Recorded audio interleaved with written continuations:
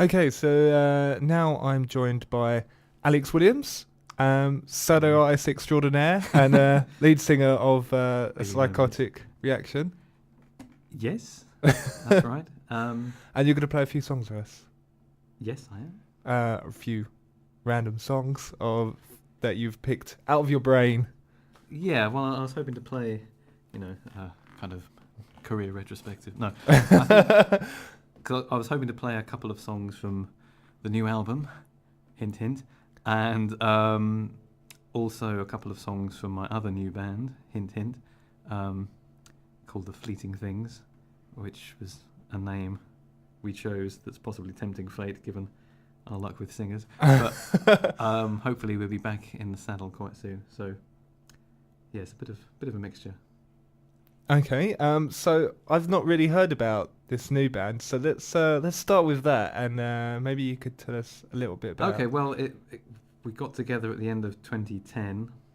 It's a 4-piece band, guitar, bass, drums, and we had a female singer, and we started gigging early in the year, and it was all going very well, and then things went a bit sort of soap opera, and the singer left. And then we spent ages looking for another singer, then we found another singer, and that didn't work out, putting it mildly.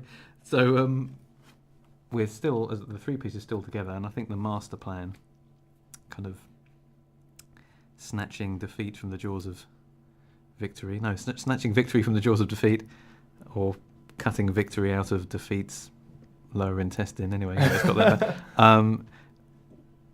The plan is we're going to record the songs and maybe have a few different singers, because there's quite a few good singers around here, and it'd be nice to maybe do something a bit different. I know it's not a completely original idea, I know, but record it with a few different singers, and then plan B. I'm not sure what plan B is, but that's what we're going to do first of all, just so we've got something to show for all the aggro. So do you have a kind of plan of what the sound's going to be like? Is it going to be a departure from the Psychotic Reaction sort of thing, or is it going to be similar but with... Yes and no. It was similar, but I was still writing the bulk of the material, but it was very much a band effort. So it's kind of like the Psychotic Reaction with a few more rehearsals and a decent singer, really. It was so it was quite a varied sound. I mean, I can play some of the songs you'll hear. I mean, maybe you won't get the same effect when it's me on my own, but there's a bit of stuff on YouTube if you're really curious, a bit of live stuff. So just to clarify, for those that don't know the Psychotic Reaction, when Alex says that his new band's with a decent singer, you are actually the lead singer of the Psychotic Reaction. Yes. So it's not like your lead singer wouldn't be listening and thinking, oh, what's he saying about me, because it's you, basically. Yes. You can blame me. Yeah. Yeah, okay. Well, it's been a while since I've seen you play live, actually. Yeah, well, I have. It's been a bit of a quiet year, really, for that, for various reasons. The Psychotic Reaction have been on hold. We haven't really played a gig in 2 years. We played one gig in Manchester in the summer, but we haven't played since, when was it? August 2010? September 2010, something like that. We did a mini tour. Went up to Manchester and did Lounge on the Farm and a few things, and because we're all in different places, it just wasn't feasible. And at that stage I thought, oh well, I've got my wonderful new band that's going to do amazing things, which it started to, and then it all kind of went down the toilet, the black swans of bands that tend to come up. So it has been a bit quiet lately. I suppose I've been having a rethink about various things. Yeah. As you do. Musical direction. Yes. Well, it's one of those things that kind of lends itself to a kind of unhealthy level of introspection. So you do sometimes think, well, is this really good to be doing this? Because when it works, it's great, but when it's not working, it can be very dispiriting. Yeah. And that maybe comes out in some of the songs. Okay. Although, it's the classic thing. People always assume if you write a song in the first person, they assume that it's sort of pure, naked autobiography. and that's not usually the case. Anything you're preoccupied with, or anything you've been talking about, or anything you've been listening to, or anything you're doing, will probably come out in any kind of music you try and produce. But it's usually it's what comes out is usually a sort of garbled version. It's mixed up with mixture of fact and fiction. I suppose like a novelist would do. They draw on their own experience, but it's more interesting if you mix it up. So don't assume when I'm saying I and me, I necessarily mean I and me. Yeah. But just for the record. Okay. Well, since we're kind of talking about your songs and how they may be interpreted, and singing in the first person, etc., perhaps it's a good time to move on and play something for us. Or play a couple for us, maybe, and then we can have a bit more of a chat. Okay, well, I'll start with a song from the new-ish Psychotic Reaction album, which is called I See Lights When I Close My Eyes. Nothing like a snappy title. Which is available through CD Baby. It is, and there's going to be physical copies available soon as well. We've had all kinds of untold delays, but it's available. And there'll be hopefully some videos and things and multimedia extravaganza. But I'll put a link up on the Facebook page for the show. And please do, thank you. Also, obviously, you've got a Facebook and a MySpace page yourself as well. Yeah, the MySpace page we don't use. We do use it, but it takes so long to download. Yeah. I don't know what they've done to MySpace, but it's just a ridiculous... Well, they've just changed it recently as well, haven't they? Justin Timberlake's purchased it or something. Oh, right, okay. I don't know if you've heard this news massive news story. I have no idea. I've just heard this rumour. I've not investigated at all, but apparently Justin Timberlake has got some involvement in MySpace now. Okay, well, we've got it. We don't particularly use it very much, but feel free to have a look. There's songs to listen to and various archive material. There is a website, but that's dormant. We've got the Psychotic Reaction group on Facebook. There's a Fleeting Things group on Facebook, or a page or something. And there's also... We're trying to develop a record label of sorts, or just a sort of focal point for everything we're doing, and that has a Facebook page as well, which is Sea Salter Sounds. Oh yeah, Sea Salter Sounds. Remember, yeah. That's an actual profile, so you can actually add Sea Salter Sounds as a friend, like it was a real person. Okay, so that's very exciting. I think have I added you? I think I'm on there. Yes, it's if difficult to keep track. I know. But that's hopefully going to be where the bulk of material will be in future. We'll try and keep the other stuff ticking over. But okay, so we'll add all options. I'll link all options, and then you can go and investigate at your own. Sea Salter Sounds is probably the easiest to find. There's unlikely to be another one. Okay. Which is partly why we're using it. Yeah, I guess with your Psychotic Reaction, there is the important. Yeah, because otherwise you just get the song coming up, or millions of cover versions of the song. Yeah. And at least one other band, although we were using the name first. So if you see Americans with Mohicans, it's not us. Just in case you're wondering. Yeah, I can verify. Alex does not have a Mohican. No, it's kind of short back and sides really, but not that short. So I'm going to shut up and let you do the musical business. This is called Big River, if I haven't said already.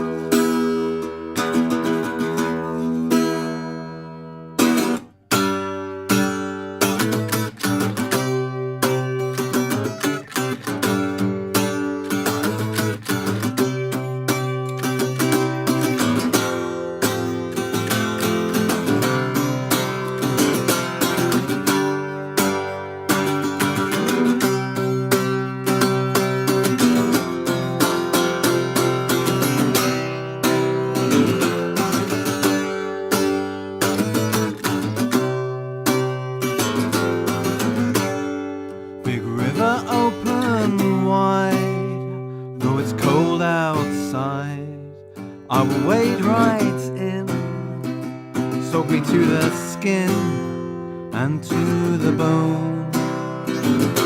Big river, direct me home to drink in the familiar geographical cul-de-sac. Big river, bring me back.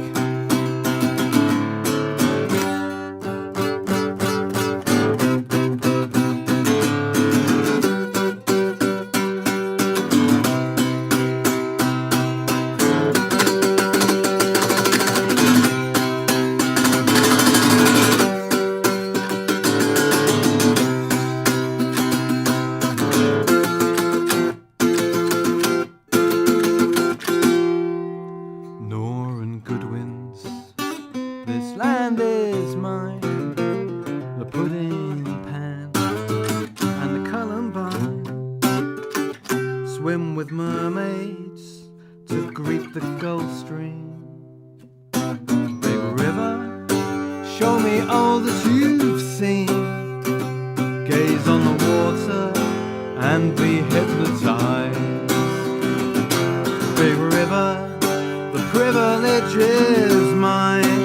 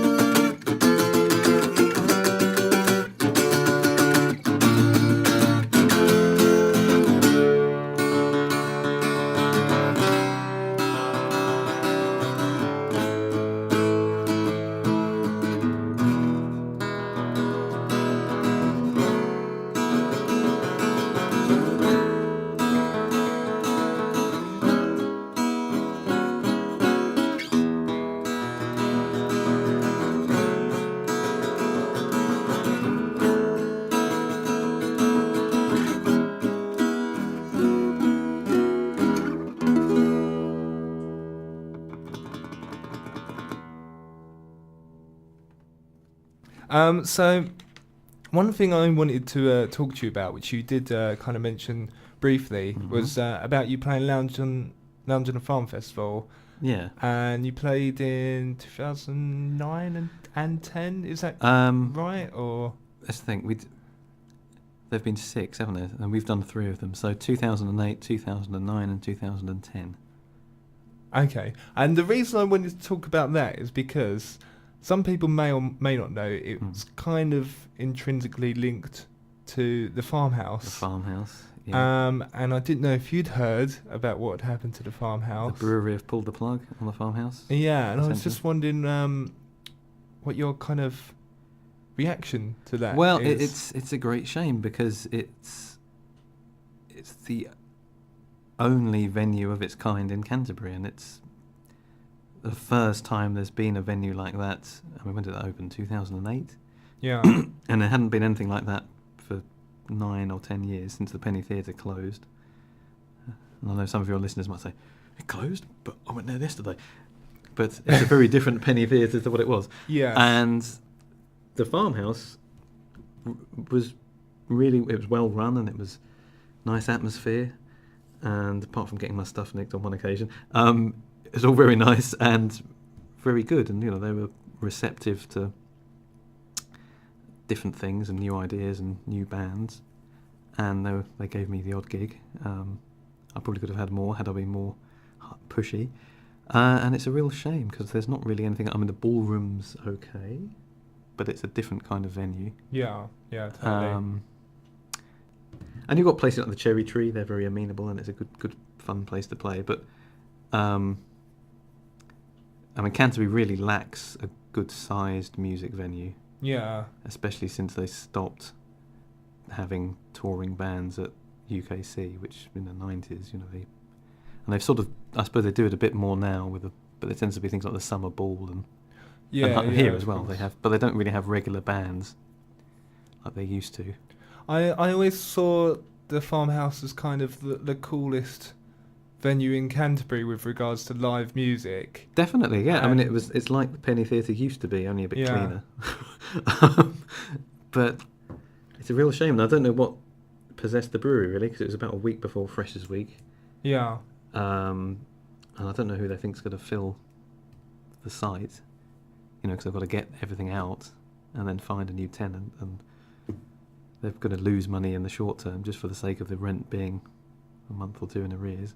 And I think anyone that's been there or been to Lounge and Farm Festival can see that it is quite an innovative kind of view they have on music, and they're always happy to have new, upcoming, exciting bands come and play. And I don't Yeah, know well, where. again, that's another thing that I'm glad you mentioned that, Andrew. Thank you. So, I don't know if you heard over the summer there was a sort of storm in a teacup. Somebody who shall go nameless, a local musician, making a big fuss in one of the local papers about how Lounge and a Farm aren't paying local bands, and it's just a complete non-story because they've never.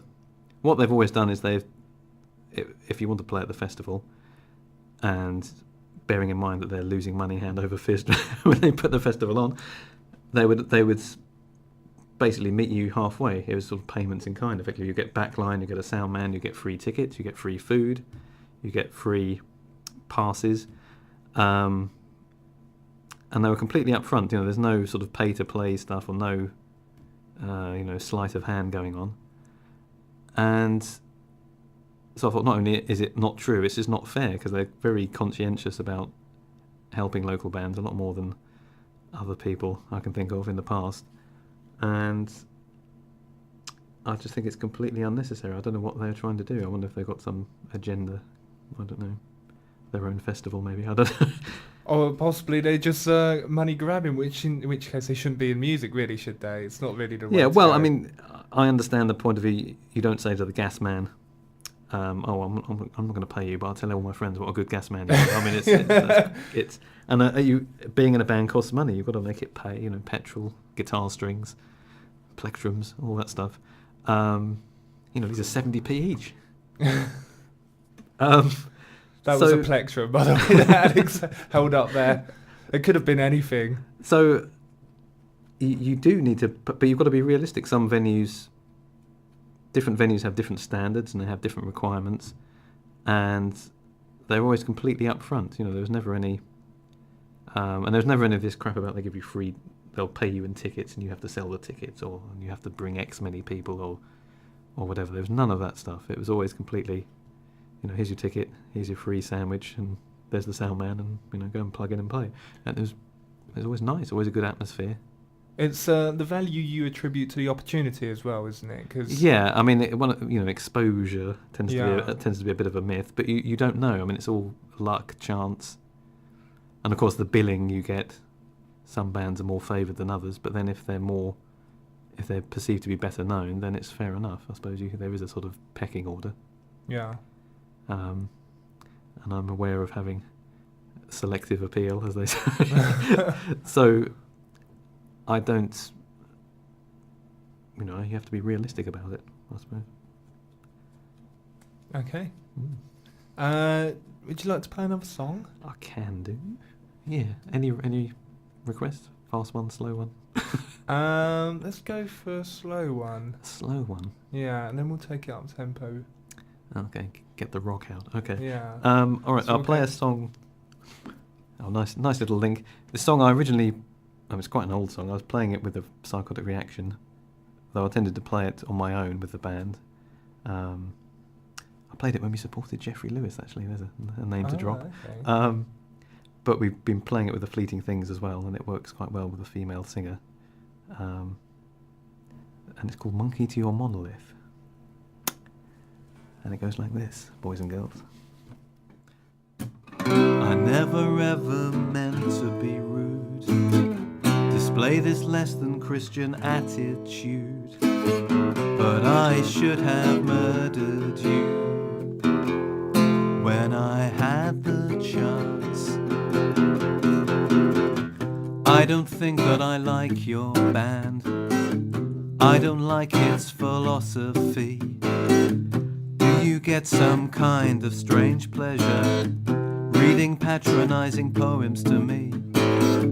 Your lyrics break my heart. You're a patronizing tart. So go and sing your supercilious songs. Have the shitheads all sing along.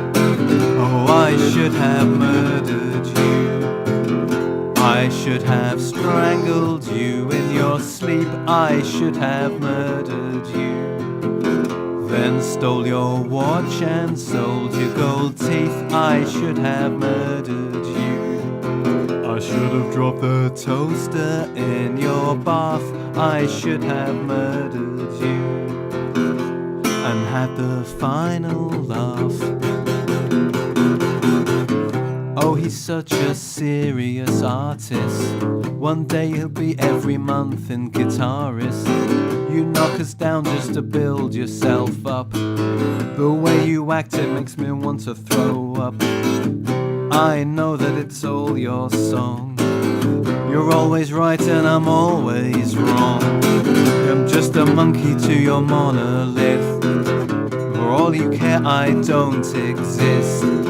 Are you some kind of social Darwinist, only happy having your ass kissed?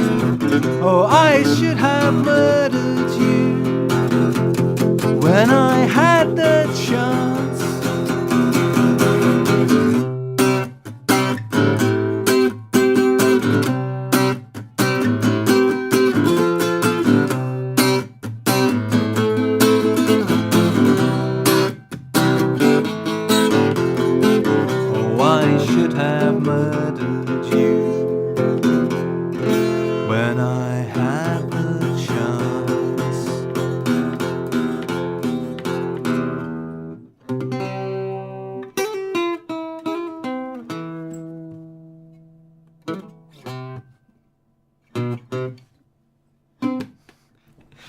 We spoke, or you spoke briefly about the Psychotic reaction on being on a kind of a brief hiatus, and 2 years, you know, or an unknown, unspecified hiatus at the moment. Well, it's and the Fleeting Things is sort of in the balance at the moment. What about yourself? Are you doing like solo stuff? Are you gigging at the moment? Have you got any sort of plans of things coming up yourself? A little bit. I feel like I've neglected the solo stuff, and I'm trying to do a bit more and maybe make it a bit more nuanced and varied, because it's difficult when you're on your own playing the guitar.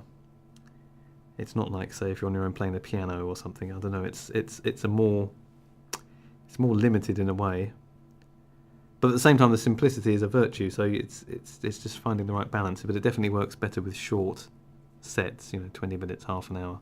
I have played much longer, and it's hard work for all concerned. But I have been doing a bit. I played at the farmhouse. They probably closed down, but never mind. I hope I'm not a jinx. And there's a few open mics. Again, that's something that, because a few years ago, for anyone that doesn't remember, there were virtually no venues in Canterbury. In fact, there were none for a couple of years. And this is partly why something like the farmhouse is so valuable. But what there were quite a few open mics, and that was a really invaluable little scene going just for meeting people and trying stuff out.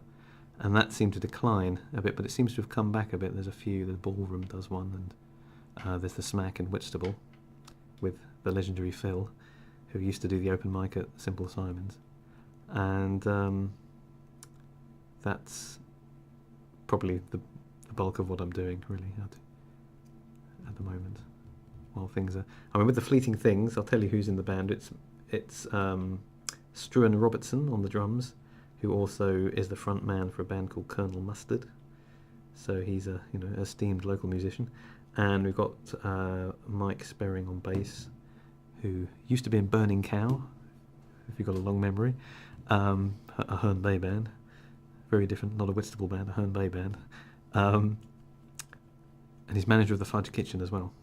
Is advertising allowed? I don't know. But You can always drop in there for a free. I don't think that counts as advertising, to be honest. We can drop a mention in for them. That's fine. That's allowed. He might give you a free sample if you drop in. Might. I don't know. What am I saying? Well, it's definitely not advertising if he's giving away free stuff, because he's got no gain then, really. Oh, well, it's leading them in. It's like a drug dealer. Gives you a first hit for free. So that's the 3-piece, and hopefully we're fishing for singers. So we'll see what transpires. Possibly an open door policy on singers. Maybe. Or revolving door policy. Or trapdoor policy. I don't know.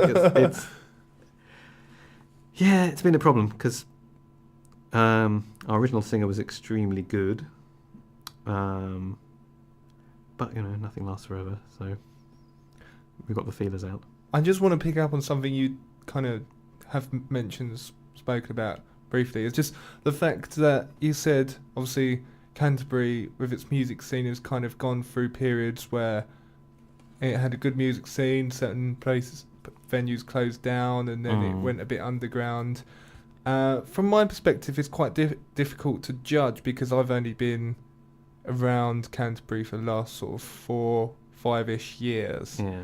And to me, it seems like it's a growing thing at the moment, and perhaps across the region of Kent as a whole, it seems to be sort of a burgeoning thing at the moment, where there's a lot of bands that are kind of getting a bit more attention. There are. Yeah, no, that's true. I mean, Canterbury's never been great for music. You have to be quite clear on that matter. And I don't know why. There's a lack of cohesion, and you think somewhere that's small and a bit out of the way would be more likely to develop something unique, which is always what I hoped and what I've tried to do. But what you tend to be is, there's always been the sort of metal bands or variations on that, these sort of emo bands and kind of Mars Volta wannabes. There's loads of those around. You know who you are. And there's all this sort of kind of trust fund folk music that's doing the rounds. I don't know. It doesn't particularly grab me, a lot of it. Although there are some good musicians out there and some nice people I know. People like Cocos Lovers in Deal. They've used about 10 different band names, but they seem to have settled on that one. So you've got people like that who try and put on other bands and trying to create a scene, and that seems to be working pretty well. I tried to do that in Whitstable, and it was just like barking up the wrong tree, to coin a phrase. Have you ever seen The Producers and the bit where they hear Springtime for Hitler for the first time? I have, yes. It used to feel like that, playing. People just sitting there open-mouthed. Well, it's a reaction. Indeed. Well, I suppose I was tempting fate, wasn't I? So there is quite a lot. I mean, some of the stuff, there's been one or two bands that have had a bit of success, which you realise how arbitrary it is, really. You do wonder about sort of style over substance with some of these bands. And you do kind of wonder where, and worry a little bit whether Canterbury's going to be left behind a little bit now, as we mentioned, with the farmhouse closing. And yeah, well, it's another penny theatre going down the tubes. I mean, they say they're looking for alternative premises. I don't know where they could go, but hopefully they know of somewhere. I mean, the only places I can think of have been turned into flats. I'm like the Old Man of Kent up by Canterbury East. That would have made a good venue, because you're away from houses and you're next to the station. And I mean, that's always been the problem with what is the ballroom now, where it's too close to the residential space. Yeah, we've got somebody's bedroom the other side of the stage wall. Yeah, so there's quite a vicious kind of limit on the volume. Yeah, I mean, it's drastically improved on what it was. When it was Local Hero Records, and poor old Chris Hahn was trying to get something going there, and I don't think he had the money, really. And again, he has that problem of a fantastic venue, but it's in the wrong place. Yeah. And I don't know what you can do about that, really. I think they maybe missed an opportunity with the Marlow. They should have put the new theatre somewhere else, and then the old Marlow, they could have made it a music venue, which a very cool music venue. Yeah, which it had been, in the past, as you may know, when it was an Odeon. Well, I remember actually seeing Camera Obscura there, and that wasn't too long ago. Yeah, well, that wasn't long before they demolished it. Yeah. And I know with the new one they've got a sort of fringe venue as well, but it's still, it's the council's shiny new venue, and they're loath to let horrible, dirty rock and roll bands in there to sort of flog on the floor and I think break wind loudly in the dressing rooms. At the moment, we have to kind of hope that the universities pull something out, because I think we do have two very good, or possibly very good venues now, because with the Christchurch new student union, and of course... well, just the main hall at Christchurch is... I understand they're worried about people messing up the carpet and dirty footprints outside the chapel, but, in this day and age, I'm sure they could make something work. And that's where, exciting music is supposed to come from, a student surrounding, or has typically come from a student surrounding. And UKC, I mean, places like... I'm not... Because, Rutherford and places, they used to have bands in there. I mean, Led Zeppelin are the famous one, but... I think they used to play in the JCR, and of course they've stuck a bar in the middle. I don't know if they ever used the dining hall, but they used to use the sports hall at UKC. I mean, I know the Jam played in the sports hall. I mean, the acoustics must have been horrendous, but they did it. But these are some exciting bands that obviously you don't really get bands of quite that calibre coming to Canterbury now. It's still kind of an underground thing at the moment. Where I mean, student music has declined in a way, but then it's sort of come back as well. And the summer balls have all these stuff like who they have? They had Tinchy Strider and Florence and the Machine and stuff, which is all, it's all right. Although it's all very sort of, I don't know, it seemed like it used to be more extreme. What was good and what was bad were much more further apart, and the bad stuff was very bad and the good stuff was very good, and now everything just seems very average. Maybe it's just my age, I don't know. But I think there's still an attitude among some of the local authorities that live music equals trouble, which I can understand. People get stupid and they do daft things. But I think students are quite capable with that without the live music. These days, they're all, you look at students now, they're all so clean and sweet, and they're like Teletubbies. I mean, you're not going to get it's just not going to happen. It's not like you don't get sort of razor blade fights and people smashing seats up and. Don't give them ideas. Well, I must stress I'm too young, but stories I used to hear of what used to go on in the sort of 60s and 70s, and even stuff like Caravan, sort of these sort of mild-mannered hippie sort of bands, it would all descend into fights outside and people bottling each other. And you do have a less violent culture now, mostly, which is a good thing. Yeah. The residents of Canterbury should be happy that things have improved. Well, I suppose they could be violent. The instead. binge drinking is because you've got this culture now where you used to have a deterrent with alcohol that people wouldn't drink too much because they didn't like it. Yeah. But now you've got all these things that look and taste like sort of Fanta, but they're as strong as vodka.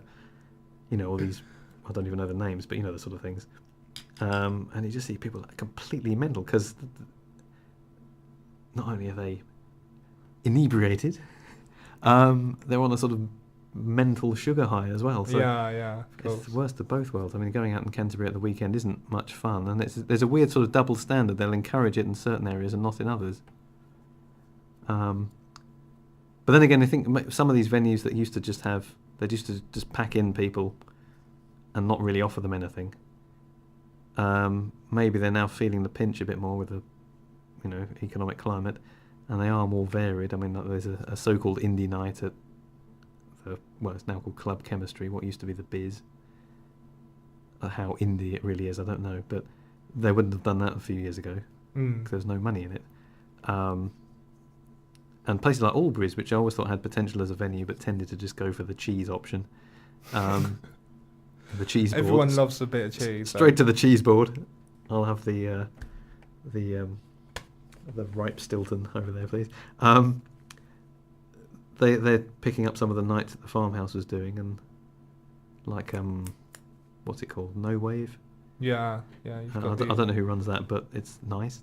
because when I used to go there in the 90s, this was, and we only went there because we had this vague, futile idea that we might sort of pull women, and it was just embarrassing. You know that bit with Del Boy and Trigger in the wine bar? Oh yeah, the famous scene. Yeah, it was like that every Friday, me and my mate Dave. Just, and then have to leave at 10:30 to get the last bus, you know. Oh, classic. Pitiful. But we used to think, wouldn't it be good if you could sit in a venue like this and listen to stuff like The Clash or The Pixies? And now they're having these, you know, a night dedicated to The Clash and nights dedicated to Sonic Youth. And so, you know, things do change and can change. Shame it didn't happen sort of 10, 15 years ago, but... Yeah, now you're too old for I'm it. too old to enjoy it, but... I've seen you there, so... Yeah. You're enjoying it to a certain extent. You're as young as you feel. As long as I shave and use moisturiser, I can... Perhaps can't jump about quite as much as you used to be able Well, my to. knees, they give me a bit of trouble, but you know, there's hope. I suppose the student thing is a sort of blessing and a curse, because you have a sort of change in the population every 3 years, so the roots of everything are quite shallow. So you get something good, and then it doesn't last. Yeah. Because people tend to, especially with University of Kent, maybe less so with Christchurch, people tend to come in and then come out. I mean, Christchurch is more local in that way, I think.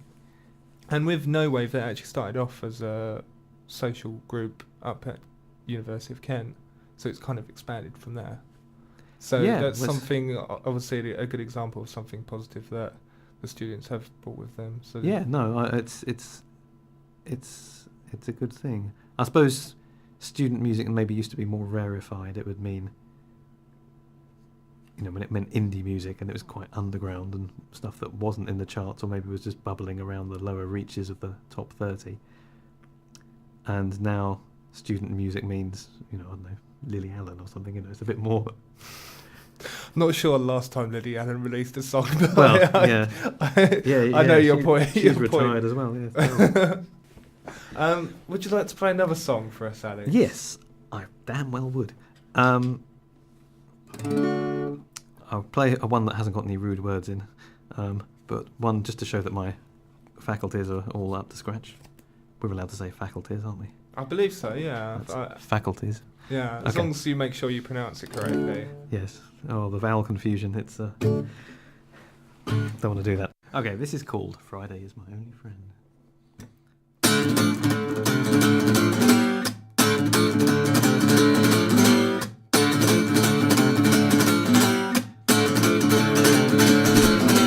In and out and round about and back and forth we go, up and down and spinning round and swimming with the flow. I can't explain my seeming brain or why you're in my way. I just need it all, I need it all, I need it all to stop.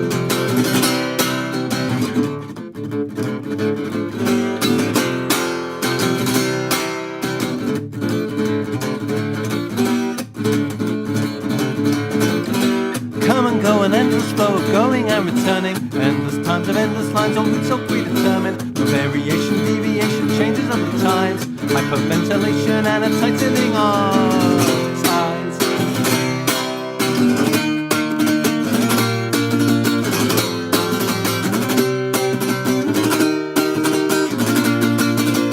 Friday is my only friend, something on which I depend. Let me down once again. Friday, I thought you were my friend.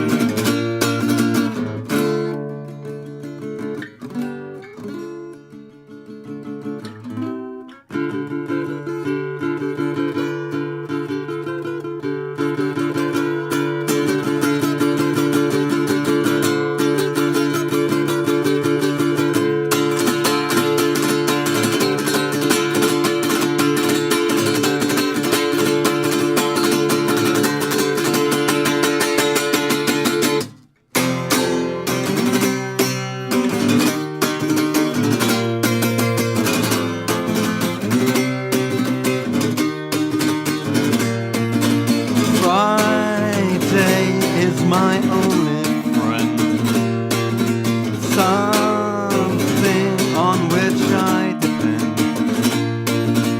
Short contract wrecked my plans again. Friday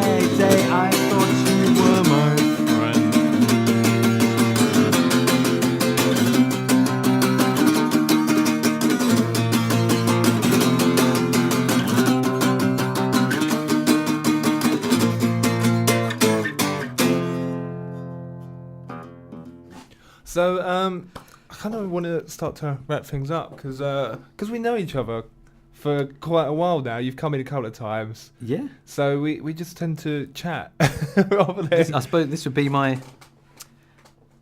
This is my 8th CSR session, actually. Oh, is it? They're not all with me, but No, I did 3. I feel like I've been cheated on now. Oh, this is before I knew you. This is back in the day. So yeah, number 8. Best one so far. Oh well, yeah, naturally. Yeah. Everyone gets better, obviously. Yeah, practice makes perfect. But I'm kind of glad you've said that, actually, because it does show. I think that probably not a lot of people realise that we do sessions, because we perhaps don't do as many as maybe we should. Well, far be it for me to say, but We maybe. don't do as many as I'd like to. Personally, I would like to do more sessions, but it's down to kind of my own self Publicity, I motivation. suppose, and there's so much competition for attention Yeah, of the goldfish-like attention spans of the youth of Canterbury. yeah, and I guess with Prove me wrong, kids.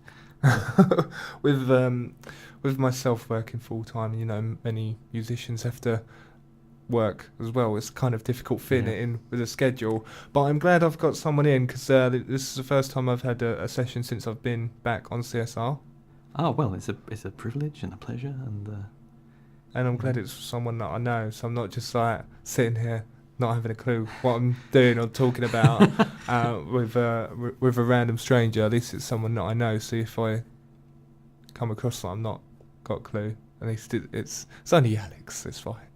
only me. Only me. I can't make a fool of myself with someone new. It's I've already been there and done that with you, so it's fine. Yeah. It's And okay. and you've seen me drunk a couple of times, I'm pretty sure. So I have. I yeah. can't possibly get worse than that. So I didn't know if there's anything else you wanted to mention. I think we've covered your kind of social media links and Yeah, I've what- plugged everything I can, such as What's it is.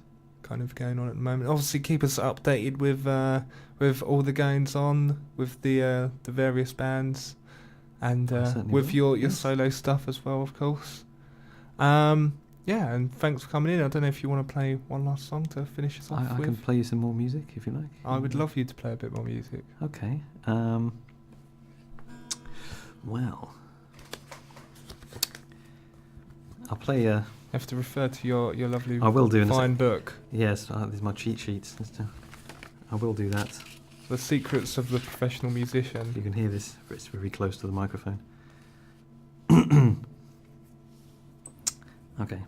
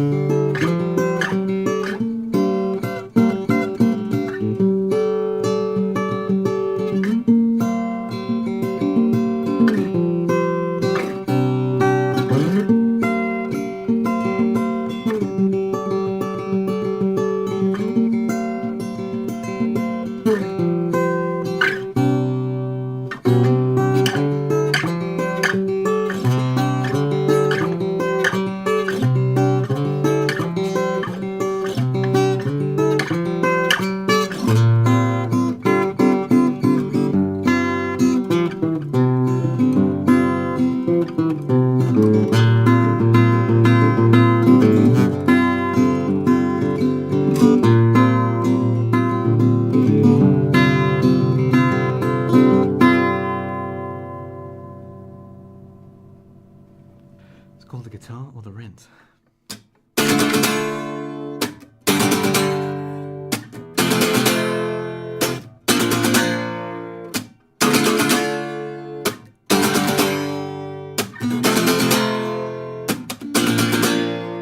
She never said a word, but she didn't need to. Her expression said it all. You think that plank of wood's going to clothe and feed you? Nailed me to the wall. Even if you tell the truth, you know she won't believe you. It's the guitar or the rent, or I'm going to leave you.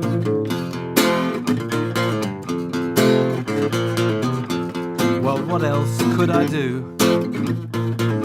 Baldwin, Virginian, 1968. A Mexican telly with a tortoiseshell scratch plate, 27 pickups and nuclear fission strings. You can plug her in and listen to her sing. Trustafarian monkeys and crack-cord jesters. Keep playing with your toys. Gather no moss while reality festers. You know that it teases, you know it annoys.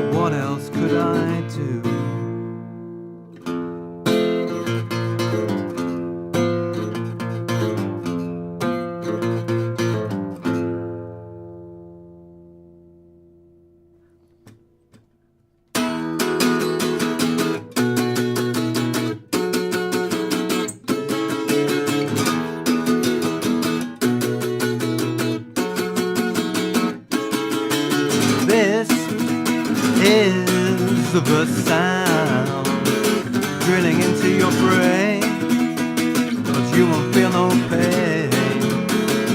You are perfectly sane if you didn't know by now. As if you couldn't guess by now. And that symphonist in my head rises to a frenzy, beats his drums and breaks his toys. My alter ego complains about the noise, trepanned and tranquilized, chemically car strike between the eyes, eternalized.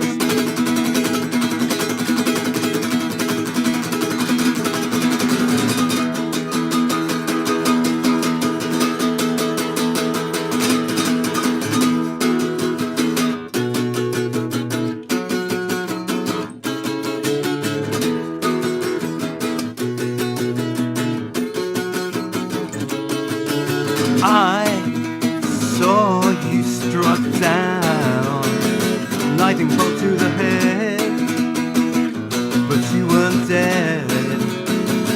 You were different instead. You can argue on and on. If you don't comprehend by now, and the elixir is distilled perfection down in one, and feel it fill in your reflection. Your path is preordained, your resonant frequency. Feel the surge and let it purge. This is what remains.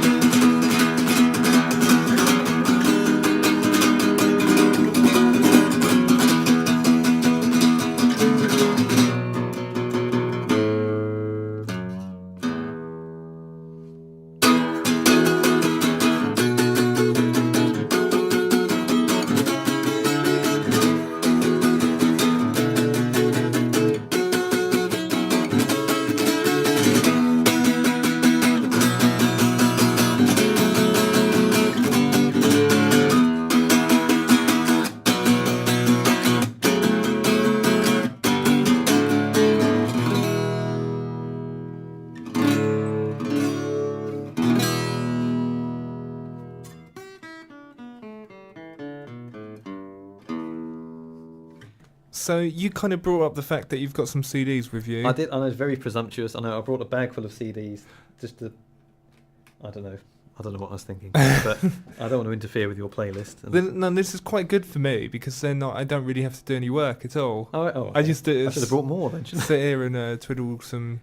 Well, I've got I knobs brought some Beach Boys, but you said you play the Beach Boys a lot anyway. I brought some Wiley just to prove that I'm down with the kids, but I don't know what any of the songs are called. I brought some My Bloody Valentine, but I think we played some last time. So this is Lightning Bolt, who are a duo, bass player and a drummer. They've been around at least 12 years or so, probably a bit longer, 15 years. And I saw them at ATP in Minehead. And I'd wanted to see them for a long time. The kind of band I wanted to bring to Canterbury and get them to play in Kyad or something, because they'd have just blown everyone away, I think.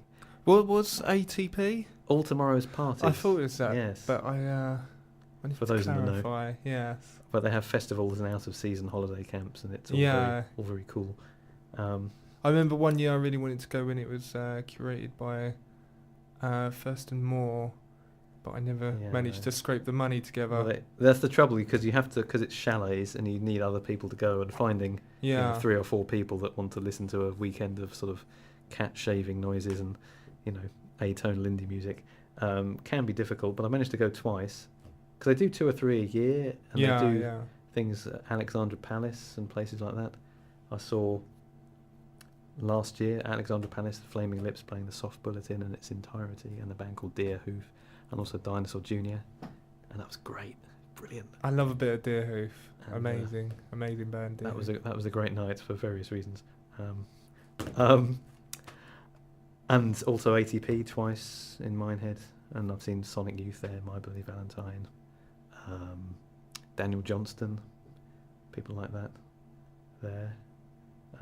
De La Soul were there at one of them, all kinds of people. So it's really good to go to, and you can sleep in a proper bed and use a proper bog and not have to worry about catching anything or getting rained on. It sounds like a kind of almost verging on a middle-aged festival. Well, now you mention it. Yes, but it's progress. This is the next level. Okay. Yeah, it's time to put away childish things and think, no, I want a comfy chair and a nice cup of tea. We're not quite young enough to sleep in tents anymore, but we're young enough to still rock. We can still go to gigs and enjoy a festival. Festivals have become very mainstream. You've got stuff like V Festival, and people are like, let's go to festival. Let's spend 70 quid on a pair of Hunter Wellies and stand in a field. And you've got cash machines, and you've got the corporate branding, and you've got T-Mobile sort of giving you leaflets, and you've got and it's a bit sort of a sort of bogus. What am I trying to say? It's all dressed up as this sort of kind of subculture, when it's this it's not at all. You're not escaping from anything. You've still got your cash machine and your mobile coverage, and you're still investing into capitalism. The big festivals are more capitalist. Obviously, they're still trying to churn out a profit now. I'll draw a distinction between, if we're getting heavy, I'll draw a distinction between capitalism and consumerism. Capitalism, which is a product of kind of Protestant Christianity, the work ethic, and you sort of work is a virtue in itself and an end in itself, and you reinvest any money you make in your workforce, and I think that's a good thing. But you've got a kind of mutation which is just self-defeating. It's like you've got to make more money every year, and you've got to expand, and it's just consumption for its own sake, and it is quite dysfunctional. We should probably move off that subject before people think they're back in lectures again. I think I've got Radio 4 by the time. Damn this DAB radio. ATP, it's very nice. But what were we saying? Lightning Bolt. We were talking about Lightning Bolt, and then we went off. They're American. I don't know where they're from exactly in America, but maybe I should stop talking about them. And how many albums have they done? Is this several? But I couldn't tell you how many. This is the only one I managed to find, although I didn't look that hard. And this is from 2008, I believe. Or 2000? No, 2008? I don't know. Sometime in the last 12 years. You've got like a sparsely. Yeah, it's not the easiest of. You're like an incomplete Wikipedia I am. entry on I'm this like one band. that's been sabotaged. It's hang on, yeah, 2008. The sleeve notes, it's looked like they've been written by a sort of dyslexic 3-year-old who's drunk a bottle of scotch. So, Not recommended, by the way. it's artistic. No, we don't recommend underage drinking. But yeah, Lightning Bolt. The album is called Earthly Delights, and the song is called Colossus. I say Okay. song.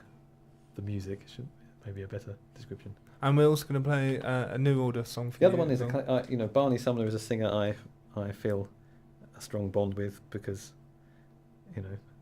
as you'll hear on this song, he struggles for the high notes manfully and with aplomb, and he doesn't always get there, but, that's all part of the charm. And it's a song called Age of Consent, and it was recorded back in about 1982 or 3 from the album Power, Corruption and Lies.